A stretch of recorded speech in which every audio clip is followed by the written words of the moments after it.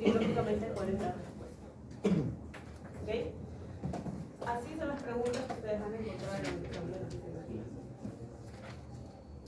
Sé que a lo mejor puede intimidar un poco la pregunta, pero esto lo hemos hecho la semana pasada. Adelante. Así que los animo a seguir leyendo, ¿sí? Porque no es complicado, simplemente es entender este mecanismo para poder responder, porque cuando ustedes lleguen, lógicamente seguir avanzando en la carrera, y luego como profesionales, ustedes tienen que tener la capacidad de poder explicar esto al dueño de una mascota. O en una granja, no sé, lechera, que a lo mejor el calor es extremo y los animales están teniendo, no sé, golpe de calor. Entonces ustedes tienen que explicar esto, que es totalmente fisiológico. ¿Ok? Entonces, a seguir leyendo. Queda claro, ¿no? La respuesta. ¿Sí?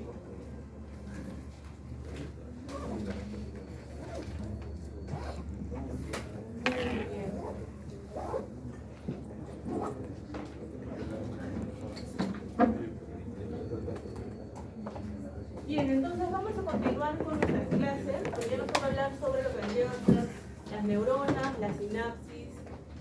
Vamos a hablar un poco sobre los neurotransmisores, cómo es que se dan el ciclo de un neurotransmisor.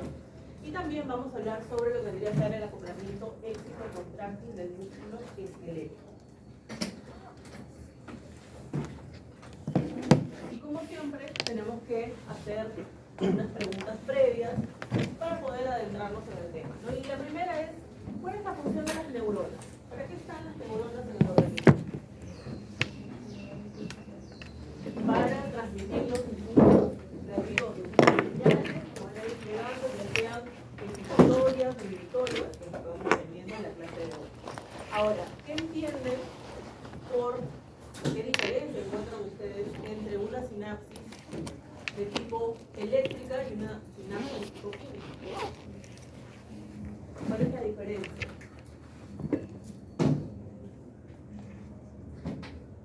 En eléctrica, el impulso pasa directamente por los electrones. Correcto. Entonces, quiere decir que la sinapsis eléctrica se va a dar por una gradiente electroquímica dada por los iones. Se debe a la corriente iónica. Mientras que la sinapsis química se da, su nombre lo dice, ¿no? Hay una sustancia química que ya nosotros aquí en biología le vamos a llamar neurotransmisores. Todo eso lo vamos a ver el día de hoy, ¿sí? Los dos tipos de sinapsis. Ahora, ¿cómo se produce el acoplamiento éxito-contráctil del músculo esquelético?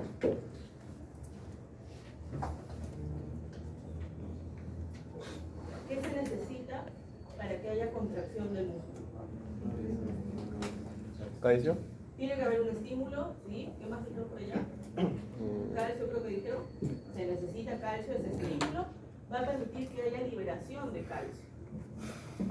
¿Calcio para qué? Para que esos filamentos de actina y de miosina puedan unirse y formar los puentes cruzados, que es lo que va a dar la tensión.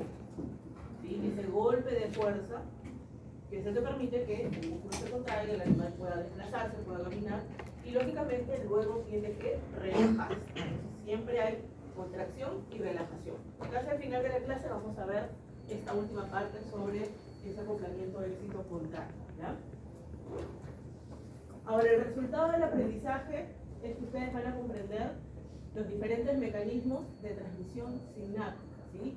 Tanto química como eléctrica, entre neuronas y cuáles son los mecanismos involucrados en ese acoplamiento éxito-contráctil del músculo esquelético. ¿Sí? Vamos a ver hasta dónde llegamos.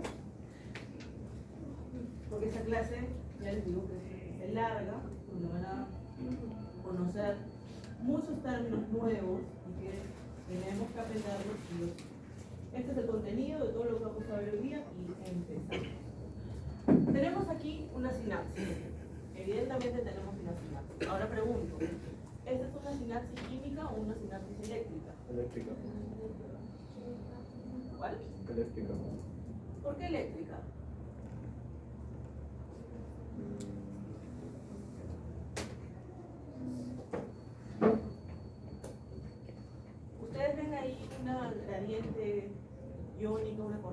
Mónica? Para decir que es eléctrica, ¿sí o no?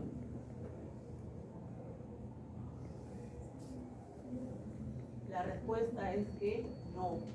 Esto es una sinapsis de tipo química. ¿Cómo se dan cuenta de que es una sinapsis química? Porque nosotros encontramos un espacio y una hendidura sináptica, un espacio sináptico que tiene cierta distancia entre una neurona y la otra. En la sinapsis eléctrica normalmente están bien juntos. Y además, para reconocer que es una sinapsis de tipo química, la característica es que presenta estas vesículas que contienen a los neurotransmisores, que van a ser liberados en el espacio sináptico y que se van a unir a sus receptores específicos en la siguiente neurona. Esa es una de las características. Y ustedes ya tienen que empezar a reconocerlas porque hoy día vamos a ver todo esto, vamos a hablar de 5 neurotransmisores en específico para poder entender cómo se llevan a cabo diversas funciones y que vamos a seguir hasta el final del ciclo que tenemos. Ahora, para recordar un poco, adelante. Tenemos a una neurona típica, en la cual ustedes recordarán que se presenta lo que sería el soma o el cuerpo, tiene núcleo, tiene organelas como cualquier célula, tiene estas prolongaciones que vendrían a ser las dendritas, tiene las espinas dendríticas también, y el soma se conforma con un axón. Un axón que puede tener o no la famosa vaina de Melina. En este caso, tiene las vainas de Melina, como podemos ver aquí, vainas de Melina. Y además, el axón tiene unas terminaciones que se conocen como botón terminal o botones terminal porque son varios en realidad. Y tenemos los botones terminales. Por ejemplo, en el gráfico anterior, este es un botón terminal. Este es un botón terminal.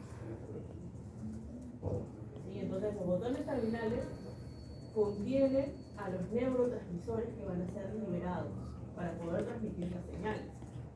¿Okay? Ahora, vean aquí también tenemos botones terminales, ¿no? Botones terminales que están llegando a las dendritas, al soma, ¿sí? Y hay una zona muy importante que se encuentra casi en la unión de lo que vendría a ser el soma y el axón, que se conoce como cono axónico. El cono axónico es el que va a disparar el potencial de acción. Que ya vimos que se pasaba. Ahora la pregunta es, ¿por qué este cono axónico es el que se va a encargar de gatillar o de disparar este potencial de acción?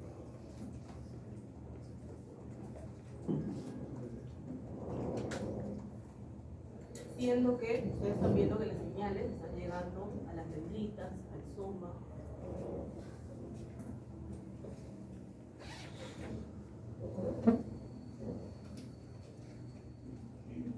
¿Qué se necesita para que se produzca un potencial de acción?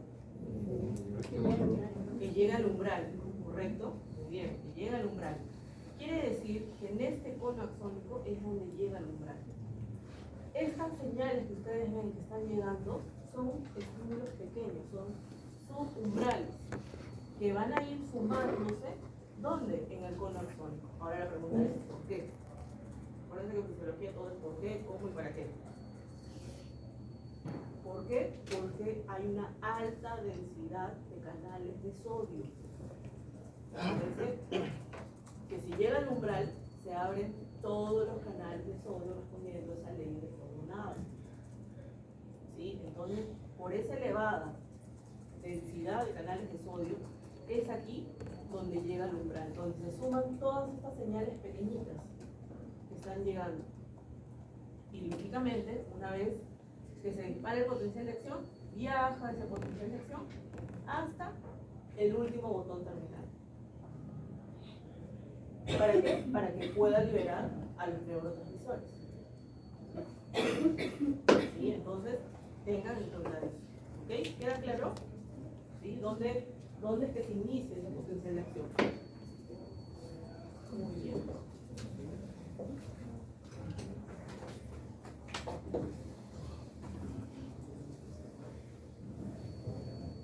Tipos de neuronas, de acuerdo a la estructura, de acuerdo a lo que vendría a ser anatómicamente, tenemos, yo sé que ustedes ya conocen esto, ¿no? Las unipolares, las bipolares y las multipolares. En el caso de las unipolares se caracterizan, como pueden ver ustedes, de que tienen un cuerpo, tienen un soma, y en el caso del axón está prácticamente en contacto con las dendritas, como podemos ver aquí, vean aquí el axón, y acá tenemos a las dendritas. ¿Dónde encontramos este tipo de neuronas unipolares? Por ejemplo, en muchas vías aferentes, ¿no? Es parte de nuestros reflejos que ya hemos visto la semana pasada. Muchas vías sensitivas, sensoriales, son de este tipo, unipolar. Luego tenemos las bipolares, en donde tenemos un soma, que suele ser central, y que está bien diferenciada donde se encuentra la dendrita y el axón. ¿Dónde encontramos este tipo de neuronas? En lugares donde se requiere una inervación muy fina, muy detallada, como por ejemplo a nivel de la vista, de la audición e incluso del olfato, ¿sí? En algunas especies. Y luego tenemos las multipolares, que son las neuronas típicas que nosotros conocemos, ¿no? Tienen este soma con las dendritas, las dendritas también ramificadas, se continúa con un axón muy largo que, vuelvo a repetir, puede tener o no la vaina mielina, en este caso sí la tiene, como podemos ver, y termina en botones terminales, ¿no? Que van a estar liberando neurotransmisores. Ahora, de acuerdo a las funciones, de acuerdo a lo que vendría a ser la fisiología, que es lo que nosotros más vamos a ver aquí, tenemos, como pueden ver, neuronas sensoriales, sensitivas, aferentes, tenemos interneuronas y tenemos neuronas eferentes o motores, que van a formar parte de todos estos reflejos que vamos a ir viendo a lo largo del ciclo, ¿no? Entonces, fíjense bien, nos hace aquí una diferencia entre lo que vendría a ser el sistema nervioso central, que vendría a actuar como un centro integrador. Es aquí donde el encéfalo, la médula, ¿sí? Van a procesar toda la información que llega. ¿De dónde? Desde la periferia, es decir, desde el sistema nervioso periférico. Entonces, tenemos un receptor, que es el que va a captar el estímulo inicial, que va a enviar la información a través de neuronas aferentes, sensitivas, sensoriales, hacia el centro integrador. Está formado ¿por quién? Por las interneuronas. Estas interneuronas se van a encargar de procesar la información. Son neuronas de asociación. Y pueden ser excitatorias o pueden ser inhibitorias, ¿sí? Una vez que se procesó esa información, ahora va a ser sinapsis ¿con quién? Con la neurona que debe de llevar la respuesta, que sería la neurona eferente o motora. ¿Hacia dónde? Hacia un órgano efector. Que vendría a ser, como habíamos visto, músculo, glándula o órgano. ¿Okay? Entonces, estos son los tres tipos de neuronas que nosotros vamos a estar viendo a lo largo de que llevemos fisiología. ¿Okay? ¿Queda claro? ¿Sí? Otra clasificación de las neuronas es de acuerdo a su axón. Si es que tienen vainas de mielina, como las que tenemos aquí arriba, o si carecen de ella. Ahora, aquí sí vamos a ver una diferencia. Si bien sabemos que la transmisión del impulso nervioso es muy rápido a través de los axones, va a ser mucho más rápido en aquellos que tienen vaina de mielina. ¿Por qué? Porque la transmisión se va a dar de manera saltatoria, dando saltos. No necesita pasar por toda la membrana como ocurre en aquellos axones que carecen de vaina de mielina. quiero que recuerden que en aquellos espacios que carecen de vaina de mielina, aquí, aquí, ¿no? Y aquí, que se continúa, se conocen como los nodos de Rampier. Y donde se encuentran estas vainas de mielina, vendrían a ser los internodos. Internodo, internodo, internodo, internodo. ¿Dónde se transmiten esas señales, estos impulsos? A través de los nodos de Rampier, en aquellas zonas que carecen de la vaina de mielina. Ahora pregunto, ¿por qué se da de manera saltatoria? ¿Por qué tiene que ser a nivel de los nodos de Rampier? ¿Por qué no se da esa transmisión donde hay vainas de mielina?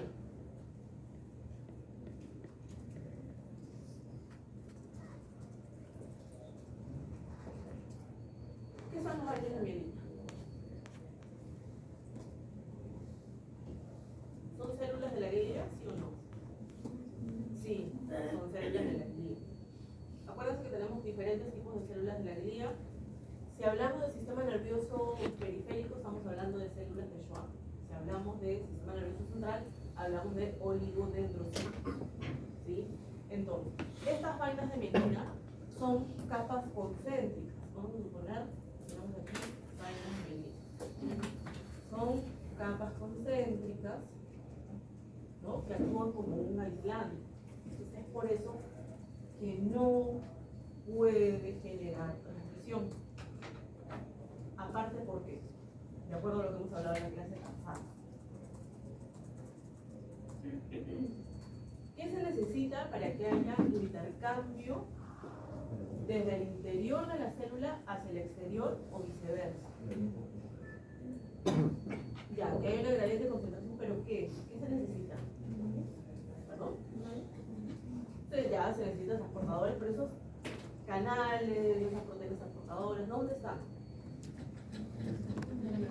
En la membrana.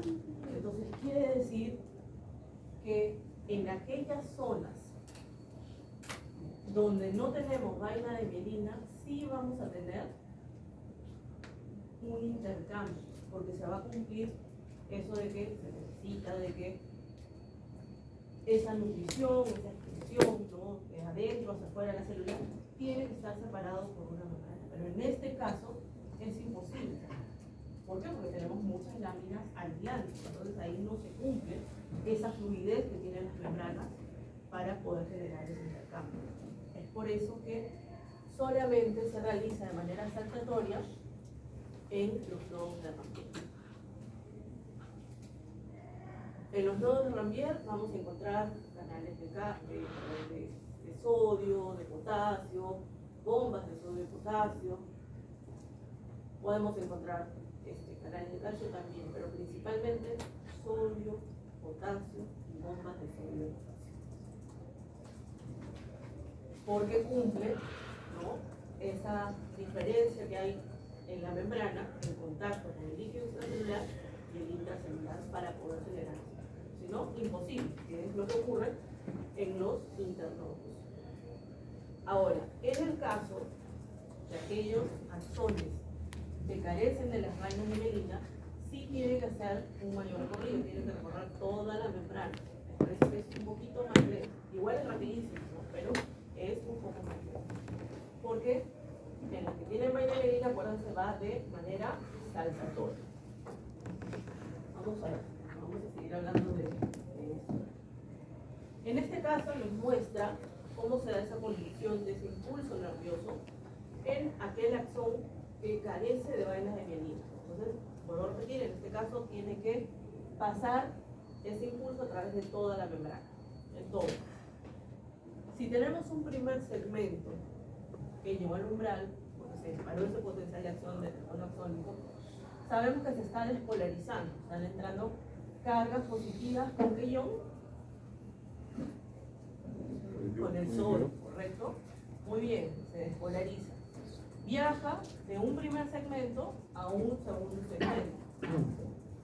Y el primer segmento que se estuvo despolarizando, ahora se está repolarizando por la salida de potasio. Sigue viajando el potencial de acción. Del segundo segmento pasa a un tercer segmento, está despolarizando. El segundo segmento se está repolarizando y el primero ya se encuentra en reposo. Y va a seguir viajando y va a seguir avanzando. Entonces, lo que nosotros vemos en cada segmento, vean, despolarización, repolarización y reposo, es lo que hemos visto la semana pasada.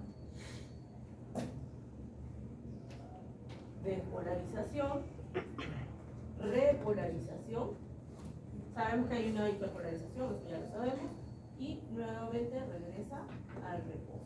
¿Cómo regresa al reposo?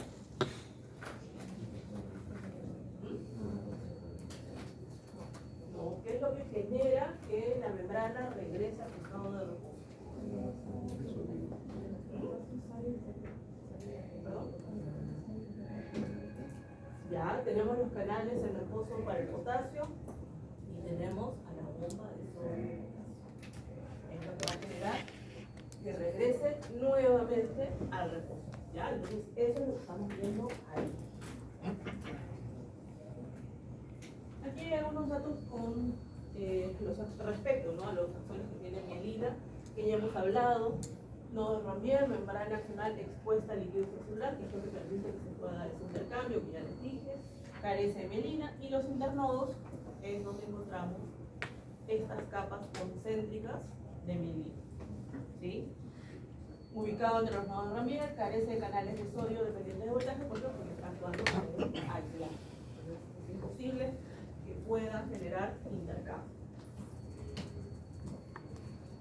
Ahora, en el caso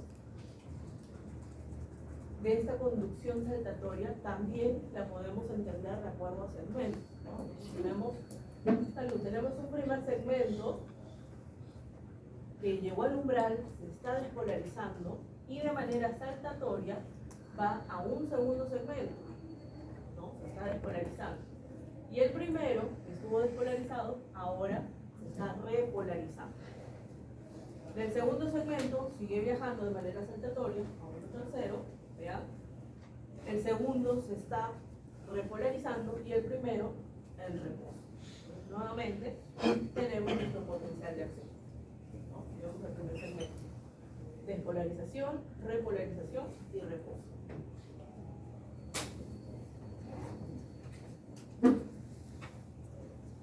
Tenemos aquí una clasificación de las fibras nerviosas que pueden ser de tres tipos, ¿no? De tipo A, de tipo B y de tipo C. Nosotros vamos a ver algunas aquí, seguramente ya en otros cursos ustedes van a ir viendo otras más, pero por ejemplo para nosotros son muy importantes las de tipo A alfa y A gamma. ¿Sí?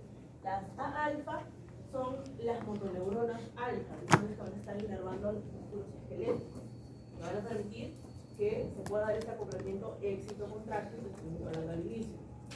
¿Sí? Que vamos a ir viendo.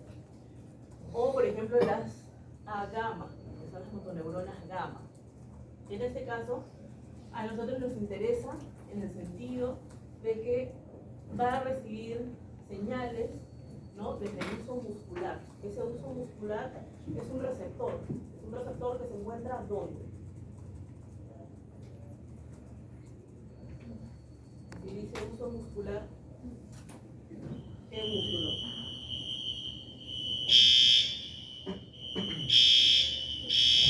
Vamos a esperar un ratito que pase el ruido.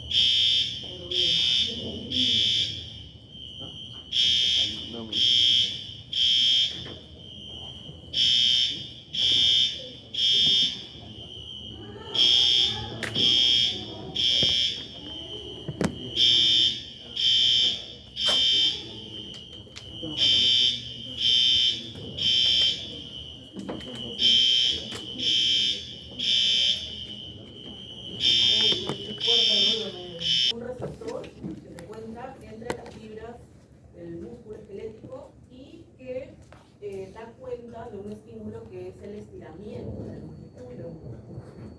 La próxima semana que veamos reflejos somáticos vamos a hablar sobre este músculo muscular. ¿Okay? Ahora también tenemos los de tipo B, que los vamos a ver, que están relacionados con lo que podrían ser las fibras preganglionales, ¿sí?, del sistema nervioso autónomo. Y las de tipo C a nosotros nos interesa también porque también está relacionado con el sistema nervioso autónomo, pero sobre todo con las fibras postganglionares del tipo simpáticas. ¿Sí? O.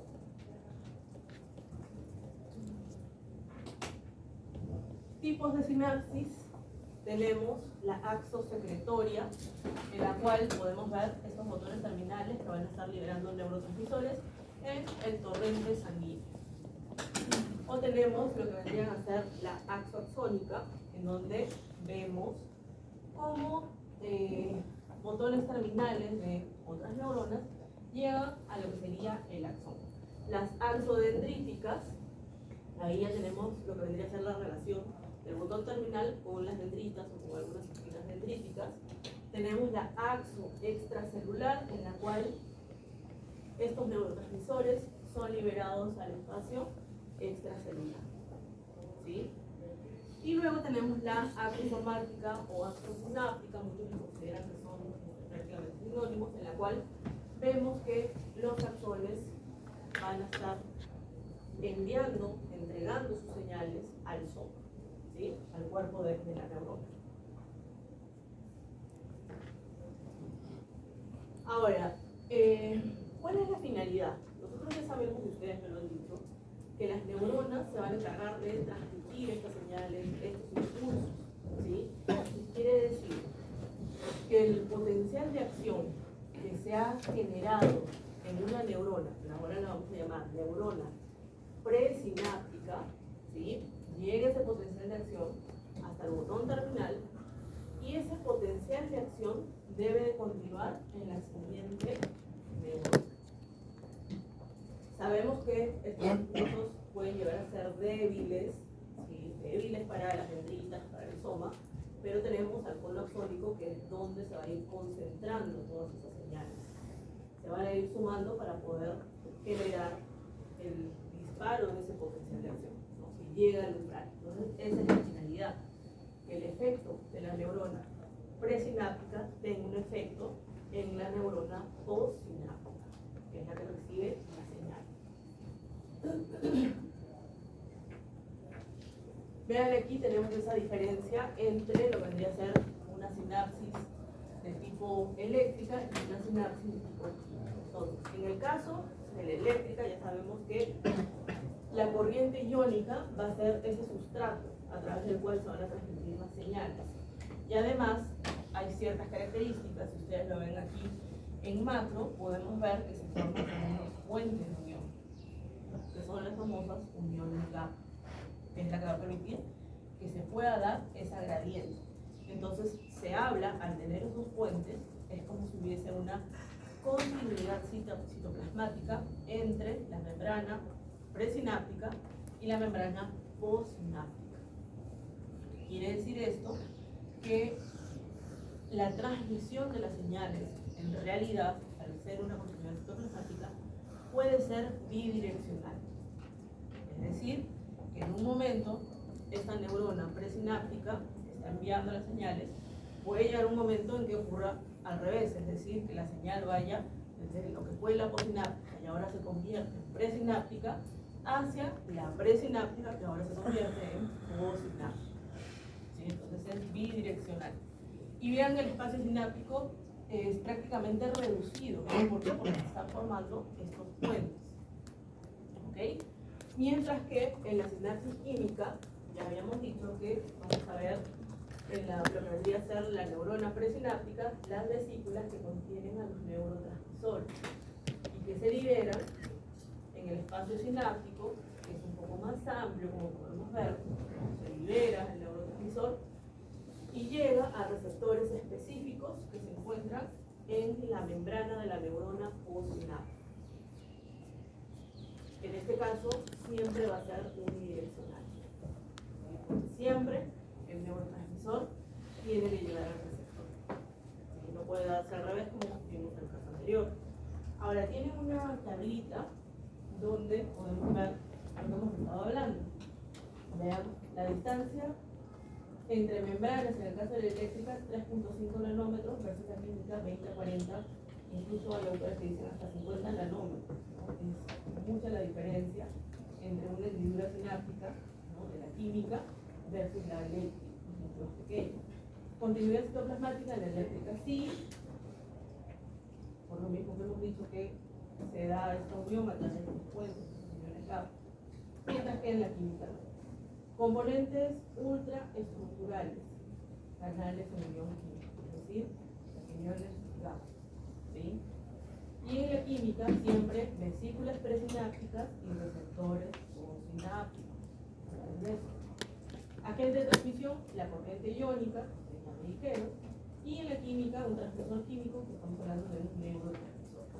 Retraso sináptico en la eléctrica no, porque justamente vemos aquí esa continuidad citoplasmática, mientras que en el caso de la química sí vamos a tener un pequeño retraso debido a que tiene que pasar esa hendidura sináptica, ¿no? Pero vean, es prácticamente nada, 0.3 a 1.5 milisegundos. Y el sentido de la transmisión eléctrica bidireccional y la química siempre unidireccional. No olviden de eso, que están las diferencias.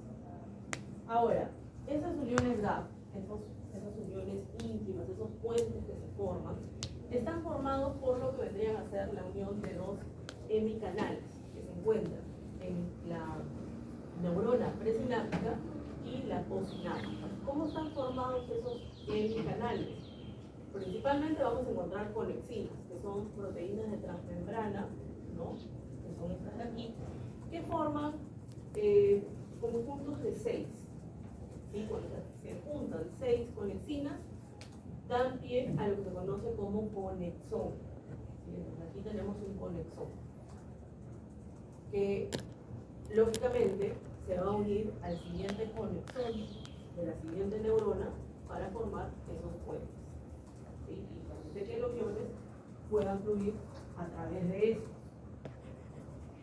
Y en la sinapsis química, siempre en la neurona presináptica, vesículas con neurotransmisores que se van a liberar en el espacio sináptico y llegan a sus receptores específicos, ¿no? Como estamos viendo aquí, y hoy día, vamos a ver varios neurotransmisores, vamos a estar recordando todo eso. Ahora, las sinapsis pueden ser excitatorias o bien pueden ser inhibitorias. Vamos a ver neurotransmisores que pueden tener un efecto excitatorio, pero también pueden tener un efecto inhibitorio. Y todo va a depender de qué, de sus receptores. Pero ¿cómo ocurren estas sinapsis excitatorias? Nos muestra aquí, de hecho nos estamos dando los dos ejemplos, pero vamos a empezar con la sinapsis excitatoria, en la cual está liberando, este botón terminal está liberando un neurotransmisor de tipo excitatorio. Se libera en el espacio sináptico y comienza a llegar a su receptor, en la neurona postsináptica. Hay un sitio de unión para este neurotransmisor excitatorio y cuando se une va a generar un efecto. Y ese efecto, al ser excitatorio, significa que permite el ingreso de sodio en algunos casos. Vamos a ver, de hecho la mayoría que vamos a ver permiten el ingreso de sodio y otros permiten el ingreso de calcio. Quiere decir que al ser excitatorio permite que ingresen cargas positivas, haciendo que el interior de la membrana se vuelva positivo. Entonces se habla de potencial postsináptico excitatorio, o bien también llamado potencial postsináptico despolarizante. ¿Sí? Porque genera despolarización. Ahora, en el caso de la sinapsis inhibitoria, vemos aquí un botón terminal que está liberando un neurotransmisor inhibitorio. Se une a su receptor específico, a su sitio de unión, y en este caso nos muestra que permite el ingreso de cloro. Está permitiendo el ingreso de cargas negativas, es decir, que el interior de la membrana se vuelva negativo. Entonces genera un potencial postsináptico de tipo inhibitorio, o bien también llamado potencial postsináptico hiperpolarizante. ¿Okay? Ahora, vamos a ir viendo, de hecho vamos a ver un poco más, que esa inhibición no significa solamente que puedan ingresar cargas negativas, sino también puede permitir la salida de potasio. sale potasio, el interior va a quedar más negativo. ¿Sí? Lo vamos a ir viendo y ustedes lo van a reconocer. Nuevamente, si no quedó clara la diapositiva anterior, nuevamente un comparativo entre sinapsis excitatoria e inhibitoria, ¿no? En este caso nos muestra un botón terminal que está liberando un neurotransmisor excitatorio que es el glutamato. El glutamato se une a sus receptores, que se denominan AMPA, y permite el ingreso de sodio. Se está dejando el interior que se despolarice con cargas positivas, entonces genera un potencial postsináptico excitatorio despolarizado. Se vuelve electropositivo. Y en el caso de la inhibitoria, el botón terminal está liberando un neurotransmisor de tipo inhibitorio llamado GABA, que se une a su receptor GABA-A, que permite el ingreso de cloro, haciendo que el interior de la membrana se vuelva más negativo. Por lo tanto, hace que el potencial se vuelva más negativo, genera hiperpolarización. Potencial postsináptico inhibitorio o hiperpolarizado. ¿Sí? ¿Queda claro? ¿Sí?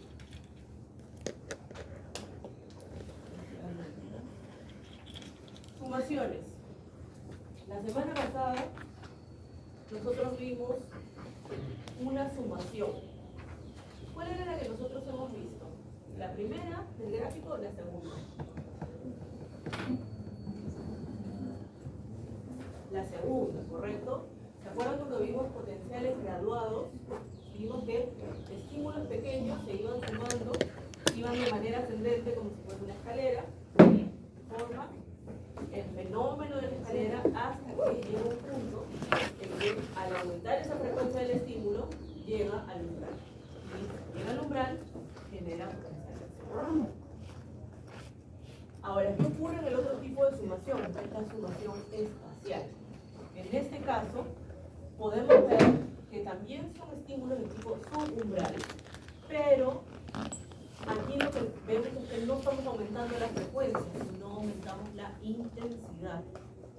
En el sentido de que estamos aplicando pequeños estímulos en la dendrita, como vemos aquí, ¿sí? Muy pequeños, pero al mismo tiempo, en diferentes espacios. Por eso ahí tiene el nombre de sumación espacial, en diferentes zonas, en diferentes espacios, pero al mismo tiempo. Entonces se suma esa intensidad y genera que llegue al umbral. ¿Sí? Entonces tenemos una sumación espacial y una sumación temporal. En la sumación espacial, vuelvo a repetir, aumentamos la intensidad del estímulo, mientras que en la temporal lo que aumentamos es la frecuencia del estímulo. ¿Se dan cuenta? En la temporal, un estímulo, dos estímulos, tres estímulos en diferentes tiempos, ¿no? En un periodo de tiempo cortito y hace que puedan sumarse hasta llegar al nivel. ¿Ok? Vamos a entrar ya a lo que vendrían a ser neurotransmisores. Y tenemos el ciclo de un neurotransmisor. Mi recomendación es que comprendan este ciclo porque lo vamos a ver en cada uno de los neurotransmisores que vamos a ver el día de hoy. Todos tienen los mismos elementos. Obviamente, al ser particulares tienen un origen distinto, ¿no? Pero siempre van a pasar por estos 5 pasos, estos 5 puntos que les he colocado aquí, para que ustedes se puedan acordar. El primero es la síntesis del neurotransmisor, es decir, cómo se forma el neurotransmisor. Luego, el almacenamiento en las vesículas, cómo se almacenan en las vesículas.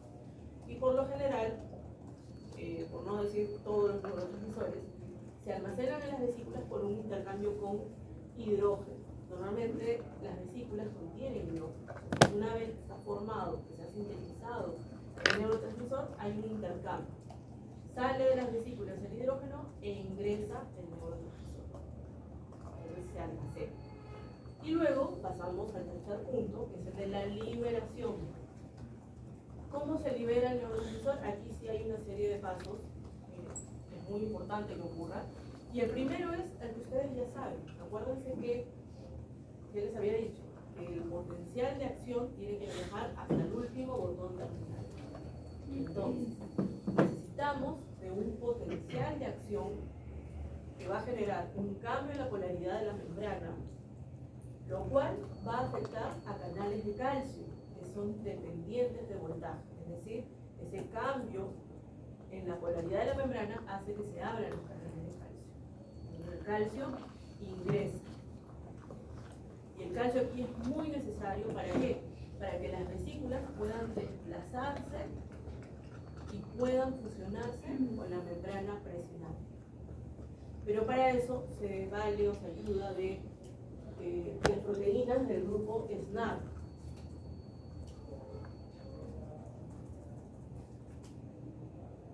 Son 4 proteínas: sinaptobrevina, sinaptotanina, sindaxina y snap25. Ahorita les doy el nombre, está escrito, no se preocupen. El calcio junto con estas proteínas permite que las vesículas se desplacen. Es lo que le permite que pueda fusionarse finalmente con la membrana presináptica para que el neurotransmisor pueda liberarse por exocitosis. Siempre, por exocitosis. ¿Sí? Entonces ya tenemos que se liberó.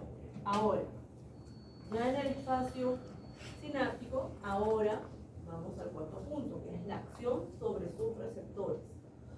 Quiere decir que se va a unir a sus receptores, como vemos aquí. ¿Sí? Se une a sus receptores para poder generar un efecto. En este caso, ¿sí? Lo que vemos es que permite el ingreso de sodio, por lo que estoy viendo aquí. Entonces despolariza, entonces genera un potencial posináptico de tipo excitatorio. ¿Sí? Y luego tenemos el quinto punto, que es el metabolismo o la recaptación del neurotransmisor. ¿Qué significa esto? Que el neurotransmisor no puede quedarse en el espacio sináptico. ¿Sí? No puede quedarse en el espacio sináptico, por lo tanto, existen enzimas que se van a encargar de degradar a estos neurotransmisores para obtener metabolitos, ¿no? Que a lo mejor son necesarios para el organismo, otros serán eliminados con la orina, por ejemplo. Muchos de ellos son eliminados con la orina. O bien pueden ser recaptados. ¿Qué significa esto? Que pueden ser recaptados por el mismo botón terminal para volver a utilizarlo. ¿Sí? Como vamos a ir viendo en algunos neurotransmisores. ¿Alguna pregunta? ¿Algo que entendieron? ¿Vuelvo a explicar?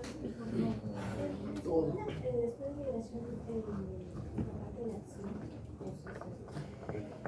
Sí, la acción son los receptores y ¿Podría explicar un poco de la acción? sí, voy a explicar todo porque por ahí creo que tuvieron todo. Entonces, voy a volver a repetir. ¿Sí? Entonces, acuérdense de estos 5 pasos para acordarse del ciclo, ¿sí? De un neurotransmisor. Primero, síntesis. Debe de formarse el neurotransmisor. Se puede formar en el mismo axón, en el mismo botón terminal. Se sintetiza. ¿Sí? Necesitamos que sí o sí se forme. A continuación se almacena en las vesículas. Ya les dije que eso se va a generar con un intercambio con hidrógeno. Entonces, lo siguiente que necesitamos es que se libere.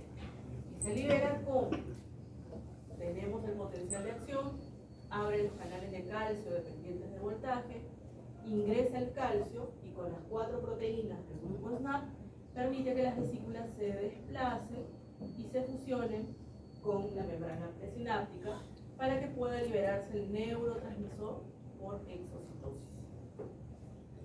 A continuación tenemos lo que vendría a ser la acción.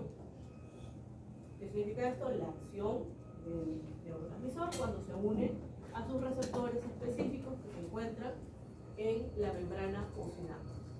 Entonces se une y para este ejemplo nos muestra que está ingresando sodio. Se genera potencial posináptico de tipo excitatorio. Una vez que ya cumplió su misión, ¿no?, de transmitir la señal, vemos que todavía quedan neurotransmisores en el espacio sináptico y repito, no puede quedarse en el espacio sináptico. Para eso existen enzimas que se van a encargar del quinto punto, que es el metabolismo, ¿no?, o de la recaptación incluso. ¿Qué significa se va a degradar en metabolitos más sencillos, pueden ser utilizados por el organismo o bien pueden ser eliminados. O bien puede haber recaptación del neurotransmisor a través del mismo botón terminal. O incluso puede haber recaptación por parte de células de la glía como son los astrocitos, otro tipo de células de la glía. Acuérdense que estos astrocitos brindan sostén, nutrición, ¿no? Protección a las neuronas. ¿Sí? Entonces tenemos estos 5 pasos para poder entender el ciclo. Ahora sí se entendió un poquito más. ¿Sí? Okay. Aquí están estas 4 proteínas del grupo SNAP: sinaptorelina, sinaptotactina, SNAP25 y la sintaxina, que permiten, junto con la entrada del calcio, sabemos que tiene que haber ingreso de calcio, va a permitir que se unan estas proteínas para poder anclar de alguna manera a las vesículas, se fusione con la membrana y se pueda liberar por el citocromo. ¿Sí?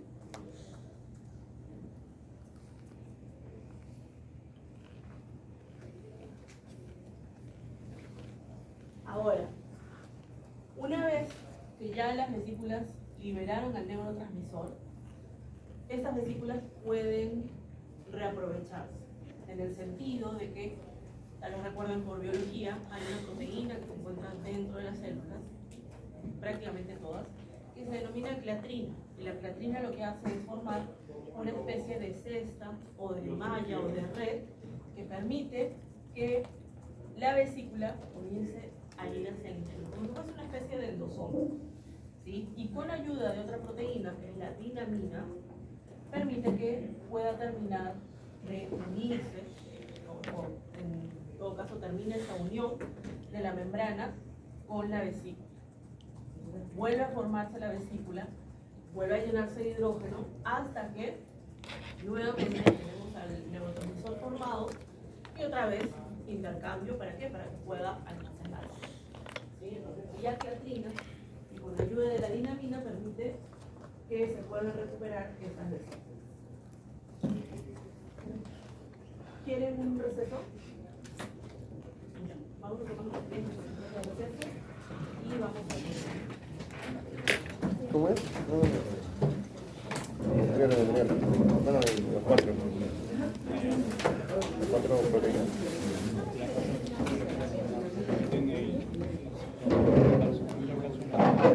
O sea, permite que salgan los neurotransmisores para empezar.